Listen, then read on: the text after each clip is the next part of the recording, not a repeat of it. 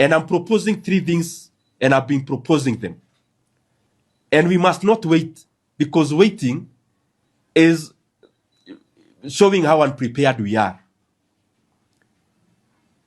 Our country, as you are all aware, reviews the oil prices in the middle of the month. The people in government should be busy. They should actually not have broken for Easter holiday. They should be busy dealing with 3 things. 1, allocating enough resources for subsidies.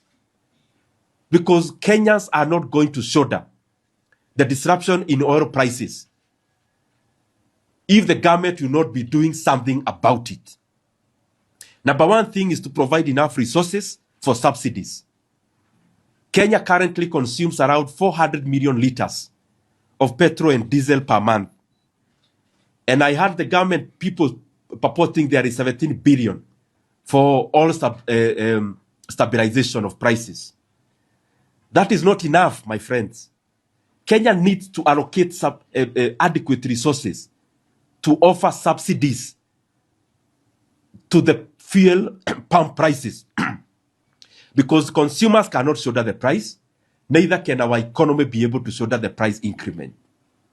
The second thing that you have to do now is that the government needs to draft a bill immediately.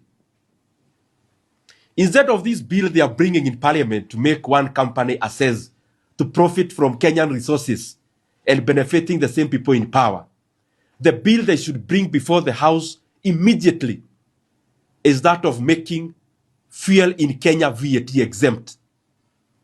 We are in a desperate situation. We need to deal with that now. The third thing is that the minister in charge of fuel holistically, and the minister for transport, and especially the one for transport, they need to give a gazette notice immediately, waiving the 7 shillings in fuel levy that was added in 2024. Those things are the only flexibilities that can work immediately without waiting.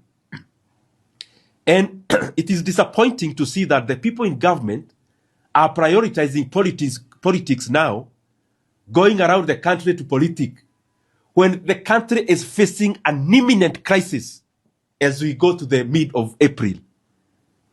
In an oil-producing country like Kenya, the flexibility is there, and especially when it comes to government lowering their appetite for taxes and levies.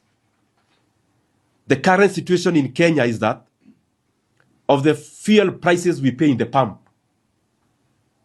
around 50% is levies and taxes. And therefore it means as you fuel with around 180 shillings, 90 shillings is money the government is collecting from you as you fuel your car.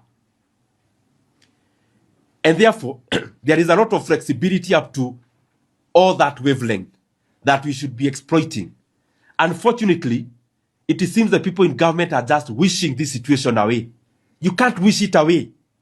There has to be a deliberate and objective and active policy change that should be happening immediately now, not later. And therefore, I call upon them and again remind them, Kenyans are not going to accept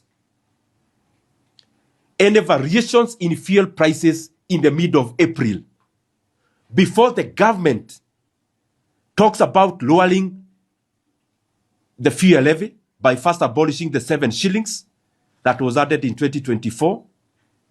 Secondly, before the government offers subsidies to Kenyans and Kenyan factories. And number 3, before we make fuel VAT exempt. And many times people can ask, why can't a member of parliament do this in parliament?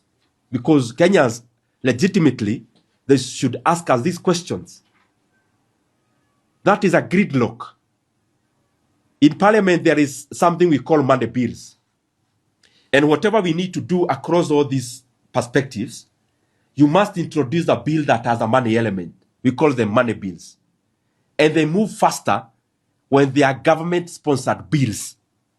And because it is the same government that added VAT in 2023, it is the same government that added fuel levy in 2024.